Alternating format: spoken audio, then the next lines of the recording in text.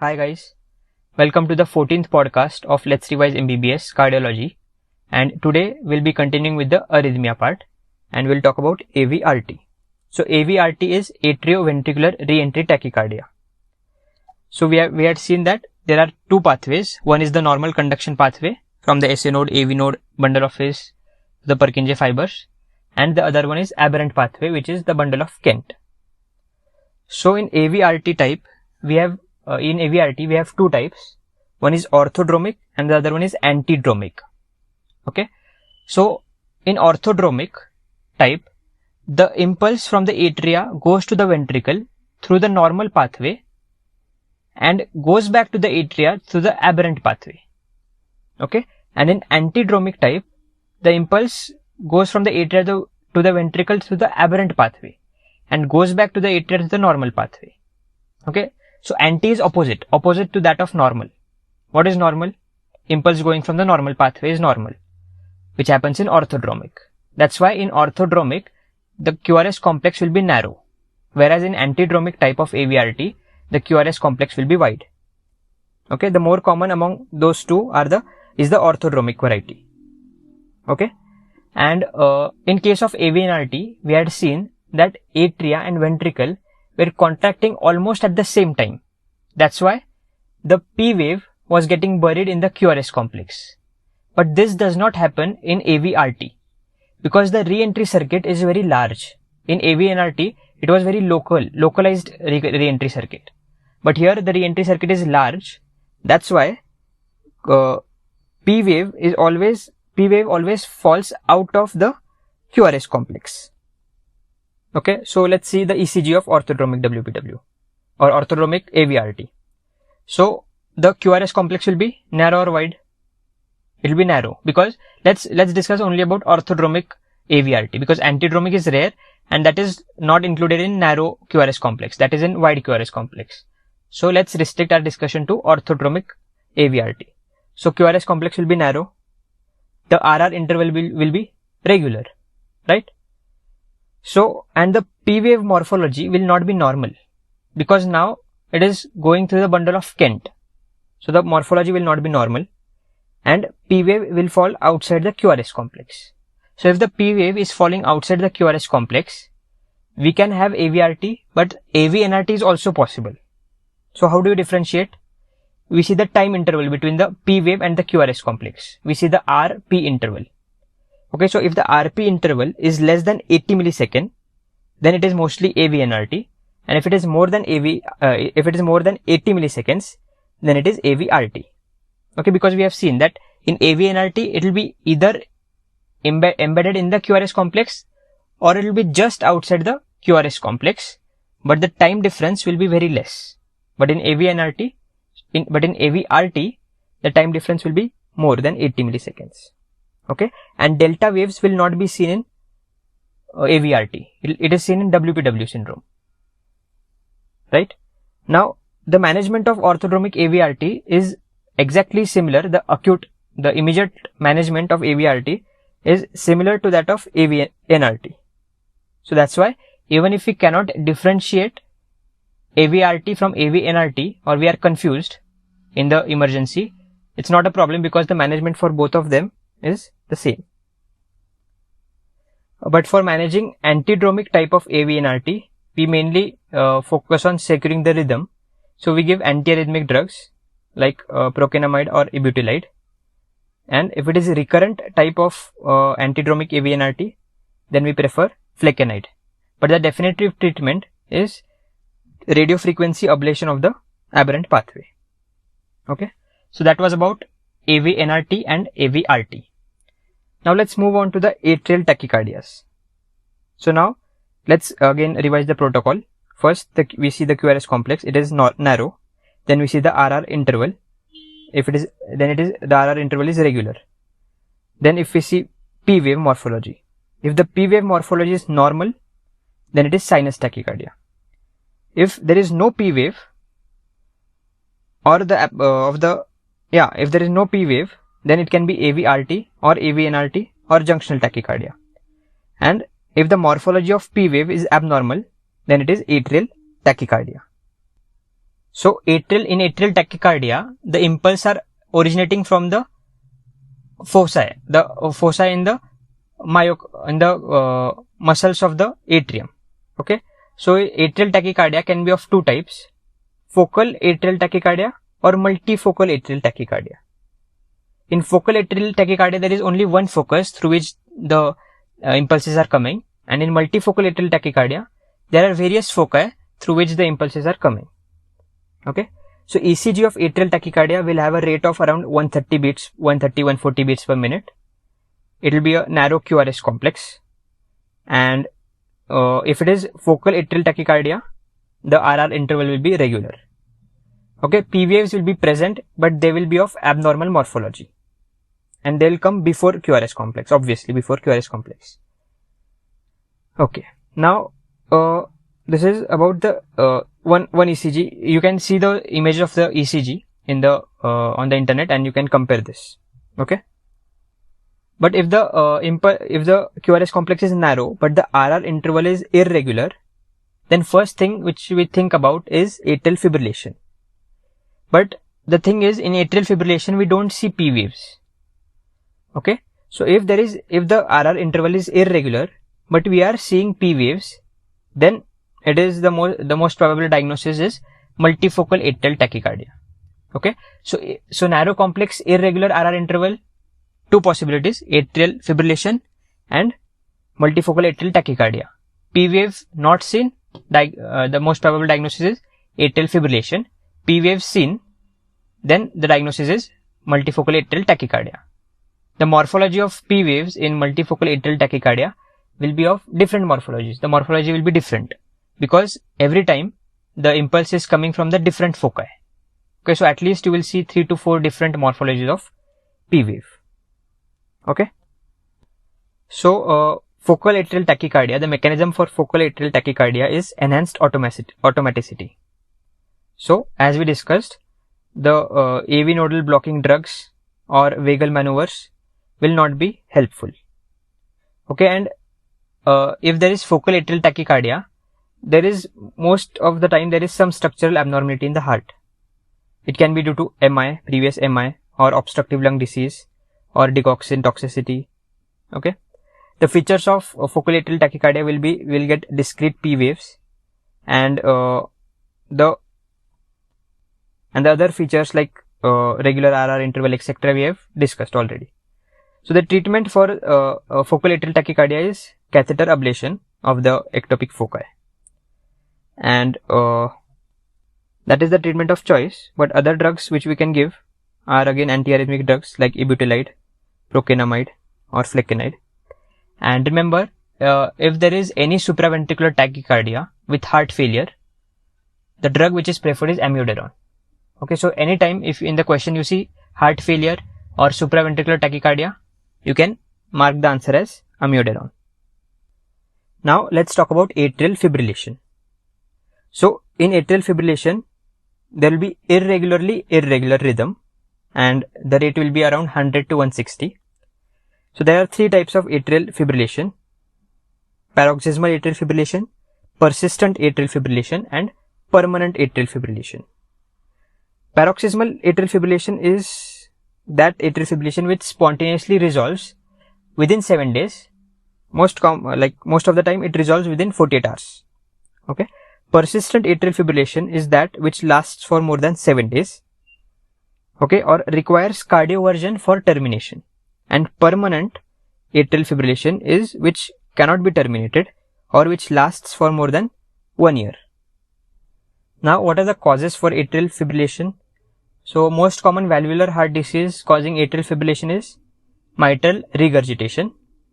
Then some acute conditions like pneumonia or alcohol intake or thyrotoxicosis can also cause atrial fibrillation, and some congenital heart defects for example ASD, okay, atrial septal defect, can cause atrial fibrillation. So now you will have a question like how to calculate the heart rate in atrial fibrillation since it is irregular. So we have what we do is we take 30 large boxes which is equal to 6 seconds, okay, and we measure number of R waves in this. Okay, so we measure the number of R waves in the span of 10 seconds. In the span of 6 seconds. Okay, in those 30 large boxes, and then we multiply it by 10. So if there are 10 waves in 30 large boxes, then the heart rate will be 10 into 10, which is 100. So there is one phenomenon which is Ashman phenomena, which is associated with atrial fibrillation. Okay, so I think you read about this Ashman phenomenon, but you just need to know that Ashman phenomenon is associated with atrial fibrillation. Okay, it will be difficult for me to explain this in podcast. Now, atrial fibrillation increases the chances of stroke. Okay, most commonly it increases chances of embolic stroke. So for that, we use a score which is CHADS-VAS score. Okay, CHADS to VAS score. Okay, so what all is included in this score? So for C, we have congestive heart failure.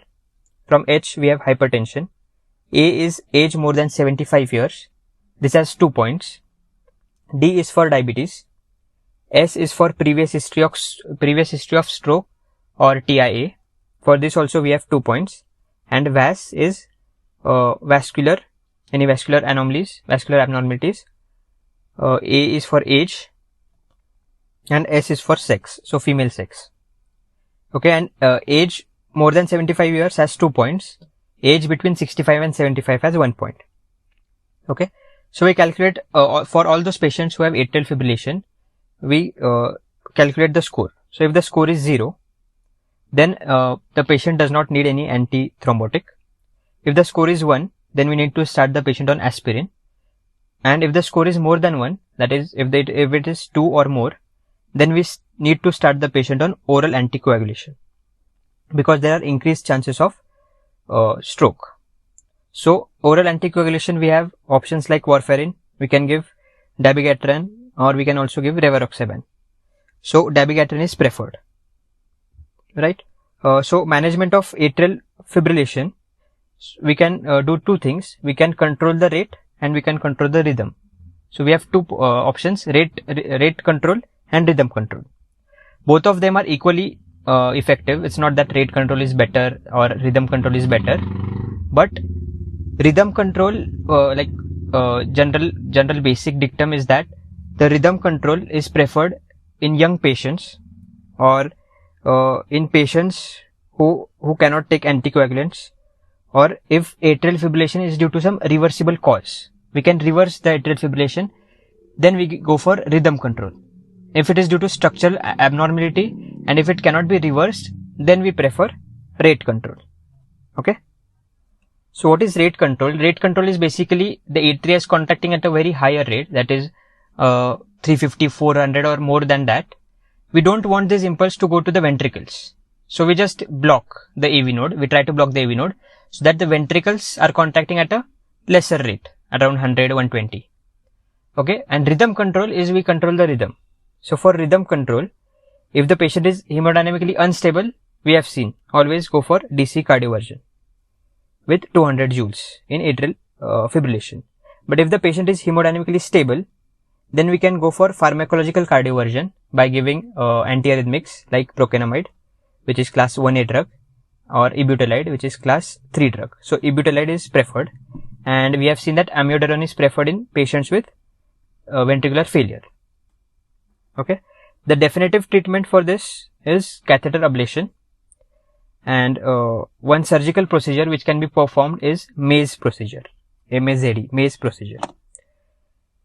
Right, and the site for this atrial fibrillation is, most common site is around the opening of the pulmonary vein into the left atrium. Okay, if the rhythm control is not possible, then we go for rate control. If the heart is structurally defective or diseased, and for rate control we can use calcium channel blockers or beta blockers. Okay, and we can even use amiodarone. So see, amiodarone is a drug which can be used in any supraventricular tachycardia if you don't understand what to do. Okay, that's the basic principle. So amiodarone even controls the rate, it even controls the rhythm. Okay, now let's talk about atrial flutter. So in atrial flutter, the rate is lesser than that in fibrillation, and the origin is in the right atrium. So it starts from the right side comes down to the right free wall and then goes back to the interatrial septum. Okay, whereas in atrial fibrillation was starting from the was most commonly located, the ectopic foci were located around the opening of the pulmonary veins. So in atrial flutter, we will see sawtooth undulating waves in the baseline, but the RR intervals will be regular. Okay, if there is no block, the RR intervals will be regular. Okay, now the rate in this atrial flutter is around 250 to 350, but this is the atrial rate. In atrial fibrillation, it was 400, but that was atrial rate. The ventricular rate is lesser. It is 110 to 140 in both, but the atrial rate is different. Okay, so what do we do if the patient of atrial flutter comes to us? So the patient with atrial flutter, they also have increased risk of stroke, so we need to give them anticoagulants. And if we are confused whether it is atrial flutter or not, what we can do is we can temporarily give some AV nodal blocking drugs like calcium channel blockers or beta blockers. So after we do this, the flutter waves will be more prominent. Okay, and then we can make a definitive diagnosis of atrial flutter. To manage this, we give DC cardioversion, but here the dose is very less, which is 25 to 50 joules. In atrial fibrillation, it was 200 joules. Okay. Right. So here also there is no role of any vagal maneuvers because it is problem in initiation, not in conduction. So how do you differentiate between atrial flutter and atrial tachycardia? This differentiation might be difficult, but first thing we have talked that we can block the AV nodal conduction by giving beta blockers or calcium channel blockers, and by that the flutter waves will be more prominent. Then the P waves in atrial flutter will be inverted in 2, 3 and AVF. 2, 3 AVF are inverted leads. Okay, so P wave will be negative in atrial flutter and atrial rate will be very high. It will be around 300 or 350 in atrial flutter, but in atrial tachycardia the rate is around 150 or it is less than 200. Okay, so that was about atrial flutter. So we have covered almost everything about the supraventricular tachycardia or narrow QRS complex tachycardia. Let me summarize the entire thing. So when you see narrow QRS complex, you look for RR interval. RR interval can be regular or it can be irregular. If it is irregular, mostly we have only two possibilities: atrial fibrillation or multifocal atrial tachycardia. Atrial fibrillation will not have P waves, and in multifocal atrial tachycardia, P waves will be present, but it will have different morphologies. So these are the only two DDs at R level for irregular RR interval. If the RR interval is regular, then we see at P wave. Okay, if the morphology of P wave is normal, then it is sinus tachycardia. If the morphology is abnormal, then it is atrial tachycardia. If we do not see P wave, then it can be AV-NRT or junctional tachycardia. If the P wave is lying outside the QRS complex or after the QRS complex, it can be AV-NRT or AV-RT. So at that time, we see the RP interval. If the RP interval is less, it is less than 80 milliseconds, then it is AV-NRT. If the RP interval is more than 80 milliseconds, then that is AV-RT. And if we see the undulating baseline on the ECG or flutter waves, then it is atrial flutter. Okay. So last point, if you don't understand anything, and if you see narrow complex on ECG, and you see that the RR interval are regular, then if you don't understand anything, mark the answer as AV-NRT because AV-NRT is most common. Okay, and if you see narrow QRS complex and the RR interval is irregular, mark the answer as atrial fibrillation because that is more common than multifocal atrial tachycardia. Right? So that's it. We have completed supraventricular tachycardias. In the next podcast, we will cover ventricular tachycardias, ventricular fibrillation, and we'll talk something about antidromic type of AV-RT. Right? So till then, keep studying and enjoy. Bye bye.